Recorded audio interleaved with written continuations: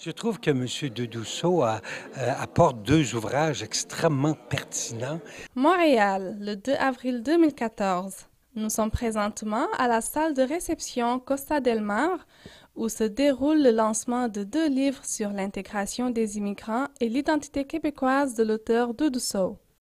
Voilà plusieurs années que nous travaillons sur la problématique de l'intégration des personnes immigrantes dans la société québécoise en qualité de conseiller en emploi, mais aussi en tant que sociologue. Un sociologue praticien, dirons-nous, choisissez un travail que vous aimez et vous n'aurez pas à travailler un seul jour de votre vie, disait le philosophe chinois Confucius.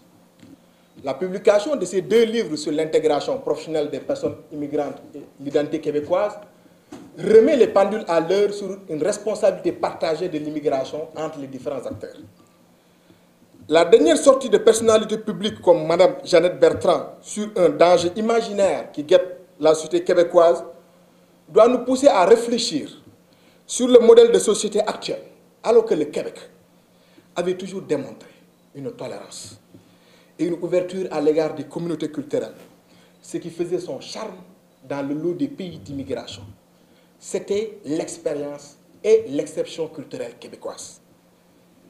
En effet, le modèle d'intégration n'était pas, certes, parfait, mais nous n'étions pas non plus le dernier de la classe. Et ma présence ici démontre aussi que le rêve québécois peut également se réaliser. Nous pensons que même que le Québec est une très bonne société, même si nous sommes énormément conscients qu'il y a une place pour une nette amélioration dans l'intégration des personnes immigrantes. Doudou, qu'est-ce qui vous a amené à sortir ces deux ouvrages qui parlent de l'intégration des immigrants et l'identité québécoise? Parce que c'est un long cheminement, une réflexion mûrie après plus de 5 années d'expérience aussi dans le domaine de l'intégration des personnes immigrantes. En travaillant aussi toujours en étroite collaboration avec les personnes immigrantes, j'ai senti la nécessité de sortir ces deux livres pour permettre aux personnes immigrantes d'être mieux préparées au niveau de la recherche d'emploi, mais de leur faire comprendre aussi le point de vue de la société d'accueil. Pourquoi avoir publié deux livres en même temps? Une question qu'il est légitime de se poser. Le débat sur la Charte des valeurs québécoises a renforcé notre intérêt à écrire un deuxième livre sur l'intégration comme une responsabilité partagée. J'ai été également bouleversé par une de mes participantes musulmanes voilées qui avait les larmes aux yeux quand elle évoquait les influences négatives du débat sur sa recherche d'emploi et le regard de la société renforcé par la libération de la parole sur cette catégorie de la population. Je préfère que tout le monde médite sur les paroles de Mme Harel quand elle dit qu'elle n'aimerait pas vivre dans une société qui interdit le voile comme dans une société aussi qui oblige le voile. Ces deux livres sortent dans un contexte d'élection marqué par le débat sur la Charte des valeurs québécoises. Est-ce que vous pensez que c'est un moyen de sensibiliser les Québécois en général? Oui, c'était un moyen en fait de sensibiliser les Québécois concernant les défis et les nombreuses réalités auxquelles les personnes immigrantes sont confrontées. Malheureusement, le débat actuel ne le permet pas parce qu'il y a une polarisation de la charte sur les personnes immigrantes et on a en fait une politique de la peur et de la division qui risque véritablement de ne pas sortir les véritables enjeux. Je ne dis pas que l'identité n'est pas un enjeu parce que l'identité est véritablement un enjeu, mais on ne parle pas assez des difficultés d'intégration des personnes immigrantes. On ne parle pas des problèmes de non-reconnaissance des diplômes et des acquis, on ne parle pas de la fermeture des ordres professionnels, on ne parle pas des difficultés d'intégration des médecins étrangers, on ne parle pas en fait de la fameuse expérience, pas d'expérience québécoise, pas d'emploi, vice-versa. Donc il y a un certain nombre de sujets sur lesquels la société ne parle pas.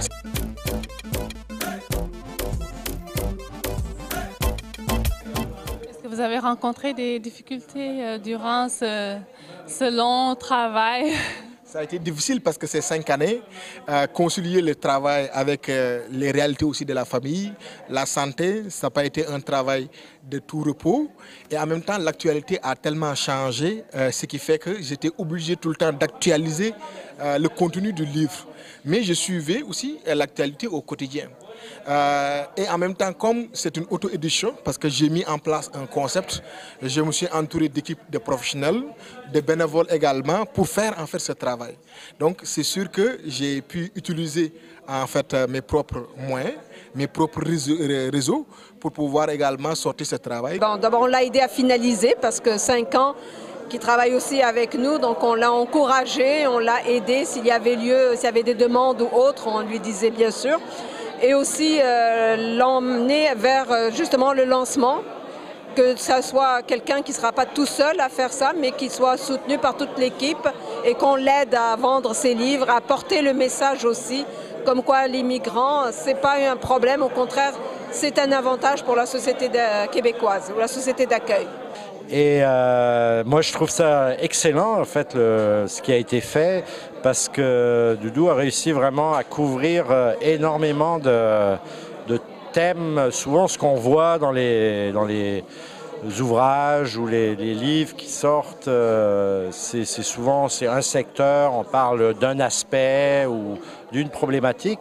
Ce qui est intéressant avec ce que Doudou a fait, c'est qu'il couvre vraiment l'ensemble, autant tout le côté administratif, politique d'immigration, que l'intervention, comment ça se passe concrètement sur le terrain, toute la question des obstacles qu'un immigrant peut rencontrer sur son parcours d'intégration. Donc c'est extrêmement bien documenté. Il fait valoir son expérience en tant que conseiller en emploi sur les territoires. Dans le livre, M. Sow souligne la façon dont les décideurs du territoire s'impliquent dans l'intégration des immigrants. Aujourd'hui, je suis confiant avec le nombre de personnes qui sont venues assister en fait, à l'événement et des personnalités publiques et politiques. Comment vous avez trouvé les idées véhiculées dans le livre de Doudou?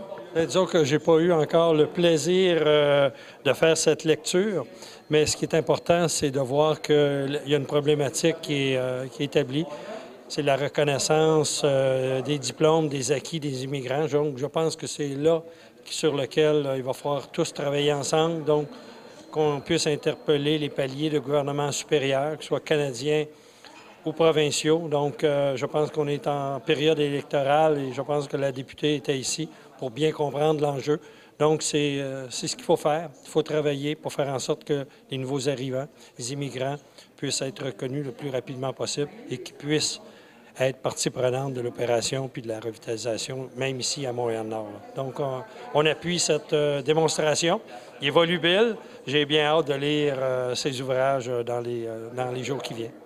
Je trouve qu'il a produit 2 tomes qui méritent d'être lus et je lui ai dit avant de partir ce soir que je ne crois pas que je vais lire tout parce que ça va être un peu trop, parce que j'ai beaucoup de choses à lire, mais il y a beaucoup là-dedans que peut-être je devrais retenir et, comme j'ai dit, comprendre, apprendre et ensuite agir. Comment vous avez trouvé les idées traitées dans ces livres? Je trouve que M. Doudou Sow apporte 2 ouvrages extrêmement pertinents, en ce sens qu'il définit d'abord l'obligation de la société d'accueil de faire des efforts pour bien comprendre les nouveaux venus dans la société, de les intégrer. Évidemment, ça commence par les études et le travail. Par contre, je crois qu'il faut aussi que les nouveaux venus, les nouveaux Québécois, fassent un effort pour comprendre la réalité du Québec, de la société d'accueil.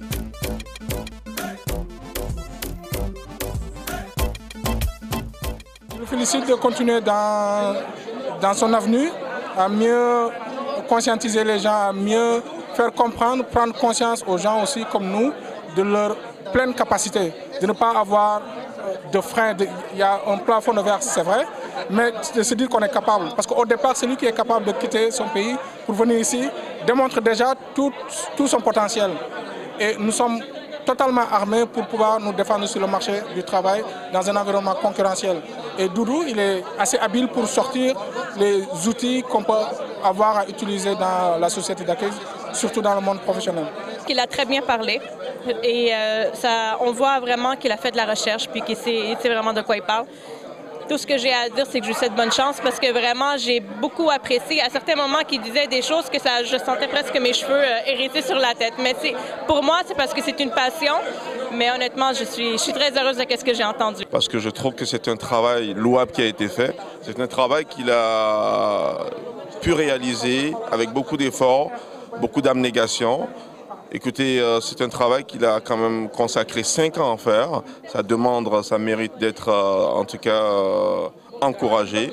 Vous trouverez plusieurs messages dans les 2 livres, mais notre principal objectif n'est pas de donner une leçon de morale à aucun des protagonistes. Qui sommes-nous pour donner des leçons de morale? Mais nous voulons jeter des réflexions sur des sujets complexes déjà identifiés. Notre analyse ne se limite pas uniquement à l'identification d'une cause particulière comme seul obstacle de l'intégration des immigrants au Québec. Des chercheurs ont dit souvent que l'immigration ou les difficultés d'intégration sont la faute de l'immigrant ou c'est la société d'accueil. Nous voulons sortir de ce paradigme simpliste en disant que c'est une responsabilité partagée, autant pour les personnes immigrantes, les acteurs professionnels, les employeurs, les ordres professionnels, les institutions d'enseignement, la société dans son ensemble et le gouvernement qui doit être le premier acteur à donner l'exemple. Un mot d'encouragement pour Doudou? Sûrement, on va l'encadrer, plutôt pas l'encadrer, mais on va l'encourager au maximum et on va le soutenir. Puis on va l'aider à sortir son 3e livre. Il a fait un excellent travail qui doit être encouragé et comme il a dit, il faut passer à l'action. Et j'ai lu presque tous les chapitres, c'est vraiment intéressant. Je l'encourage vraiment et le félicite, je suis content de son travail.